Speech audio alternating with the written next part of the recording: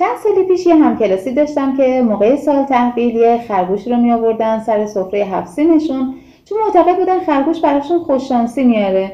تا اینکه 2-3 سال بعد یه حادثه بدی برای خانواده‌شون پیش میاد و نظرشون عوض میشه، دیگه خرگوش رو نمیارن. یه دوست دیگه هم داشتم که خواهرشون آرایشگر بودن و این اواخر برای کوتاهی مو و آرایش پیش خواهرش نمیرفت. وقتی ازش پرسیدن میگفت خواهرم دیگه دستش بهم نمیاد، چون تو دوران کرونا یک بار که موامو کوتاه کردم عموم فوت کرد و بار دیگه هم که رفتم پیشش مادرم رفت بیمارستان. بماند که حالا خواهرش هم میتونست همین فکر رو در مورد اون داشته باشه.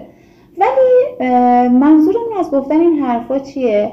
این افکار در واقع نشأت گرفته از سوگیری شناختیه. سوگیری شناختی یک نوع خطای ذهنه که باعث میشه ما در موقعیت‌های مختلف ذهنمون برداشت‌های متفاوتی رو داشته باشه که گاهی اوقات ممکنه به ضررمون تموم بشه. پس نیاز داریم که این نوع سوگیری‌ها رو بشناسیم.